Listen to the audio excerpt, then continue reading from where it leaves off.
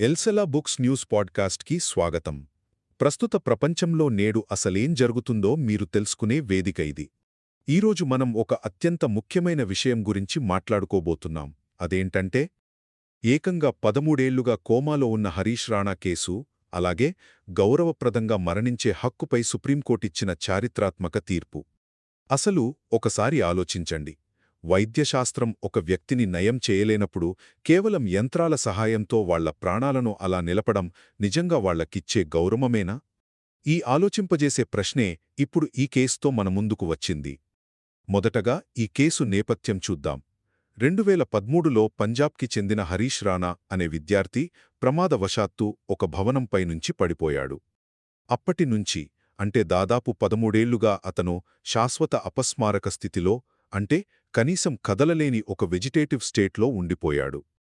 ఇక అతను కోలుకునే అవకాశం అస్సలు లేకపోవడంతో కేవలం ఆ లైఫ్ సపోర్ట్ యంత్రాలతో నరకమనుభవిస్తున్న తమ కొడుక్కి విముక్తి ప్రసాదించాలని అతని తల్లిదండ్రులు సుప్రీంకోర్టును ఆశ్రయించారు. చూస్తే ఇది ఒక పూర్తిగా పాడైపోయిన యంత్రాన్ని బలవంతంగా నడిపించడం లాంటిదన్నమాట. ఇక రెండవది, ఈ సున్నితమైన అంశంపై కోర్టు అత్యంత మానవతా దృక్పథంతో సంచలన తీర్పునిచ్చింది. మన రాజ్యాంగంలోని ఆర్టికల్ 21 మనకు జీవించే హక్కునిస్తుంది కదా. అయితే అదే ఆర్టికల్ ప్రకారం గౌరవప్రదంగా మరణించే హక్కు కూడా ఒక ప్రాథమిక హక్కే అని కోర్టు స్పష్టం చేసింది.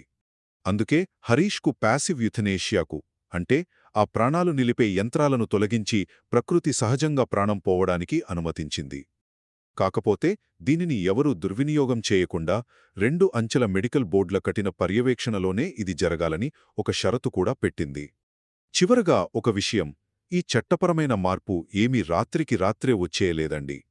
మన దేశంలో గతంలో ఏకంగా 42 ఏళ్లపాటు కోమాలో ఉండి నరకయాతన అనుభవించిన అరుణా షాన్బాగ్ కేసు మీలో కొంతమందికి గుర్తే ఉంటుంది. ఆ కేసే మన దేశంలో ఇలాంటి మార్పులకు ఒక బలమైన పునాది వేసిందని మనం ఖచ్చితంగా చెప్పుకోవాలి. అంతిమంగా చూసుకుంటే ఈ తీర్పు కేవలం ఒక చట్టపరమైన నిర్ణయం మాత్రమే కాదు, వైద్యానికి మరియు మానవత్వానికి ఉండాల్సిన ఆ సున్నితమైన సమతుల్యతకు ఒక గొప్ప ప్రతీక. మా పాడ్కాస్ట్ విన్నందుకు ధన్యవాదాలు. మరిన్ని విషయాల కోసం వింటూనే ఉండండి.